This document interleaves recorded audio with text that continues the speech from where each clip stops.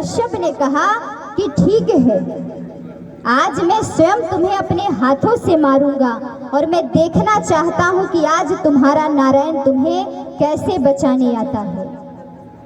ललकारता है हिरण्यकश्यप, कहता है कि बुलाओ अपने नारायण को और तुम्हें बचा ले। कहाँ है तुम्हारा नारायण? प्रहलाद जी ने कहा, मेरे प्रभु तो हर स्थान में है, जल में है, थल में है, अग्नि में है, वायु में है, हर स्थान पर है।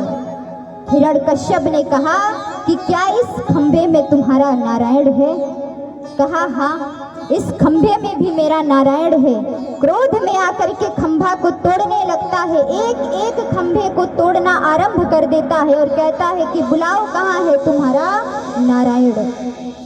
आज भगवान ने कहा कि भक्त की पुकार है, भक्त का विश्वास है, अगर मैं आज सामने नहीं आया तो मेरे भक्त की विश्वास मिथ्या हो जाएगी। कभी कोई भक्त के ऊपर विश्वास नहीं करेगा। जैसे ही खंभा तोड़ते हैं वैसे ही नरसिंह रूप में भगवान प्रकट होते हैं और क्रोध में आ जाकर सामने खड़े हो जाते हैं और हिरण्यकश्यप से कहते हैं कि उस दिन को याद कर लो जिस दिन तुमने ब्रह्मा जी से वरदान मांगा था। ये आखिरी वो समय है, मैं तुम्हें याद दिला दूं। हिरण्यकश्यप ने कहा कि मैंने जो वरदान मांगा है तुम मेरा कुछ नहीं कर सकते हो। क्यों? क्योंकि हिरण्यकश्यप को लगता है कि मैं तो वरदान पा चुका हूँ, मेरी मृत्यु नहीं हो सकती और जिस जिस चीज से मैंने मांगा है उस चीज से मेरी मृत्यु नहीं हो सकती, इसका मतलब कोई मुझे मार नहीं सकता।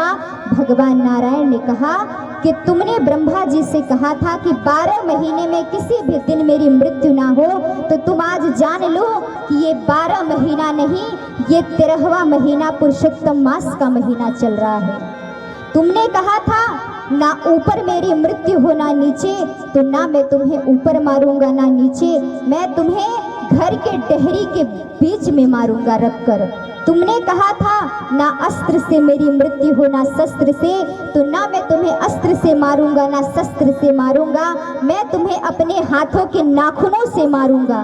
तुमने कहा था कि नर के हाथों मेरी मृत्यु ना हो, तो मैं नर नहीं नारायण हूँ, मैं सृष्टि में ब्रह्मा जी के सृष्टि में मैं नहीं आता हूँ। तुमने कहा था ना शाम को मेरी मृत्यु हो ना सुबह मेरी मृत्यु हो, तो तुम ये देख लो कि ये शाम का बेला है। और क्रोध में आकर के हिरण्यकश्यप को नरसिंह भगवान ने अपने जांघ पर बैठाते हैं और घर की डेहरी पर रख करके क्रोध में आकर के उसके पेट को चीरते फाड़ते हुए जाते हैं। आज नरसिंह भगवान इतने क्रोध में है कि सब परेशान हो जाते हैं देखकर कि इसी तरह से भगवान इसे चीरते फाड़ते रहेंगे तो सृष्टि में प्रलय आ जाएगा, कोई रोक नहीं सकता है, इन्हें कौन रोकेगा? तब कहते हैं इन्हें सिर्फ और सिर्फ कोई एक रोक सकता है, और वो कौन है?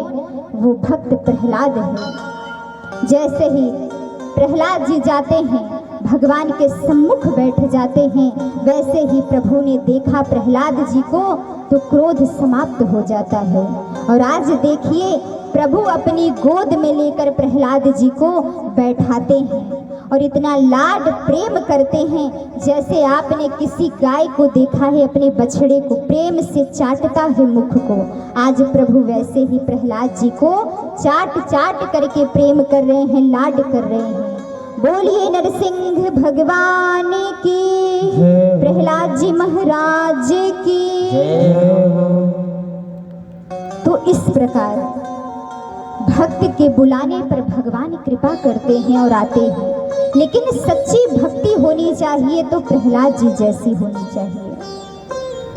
इसी प्रकार से श्री सुखदेव जी महाराज से राजा परीक्षित पूछते हैं, प्रभु ये तो कथा आपने सुनाई, लेकिन आप मुझे ये बताइए कि समुद्र मंथन कैसे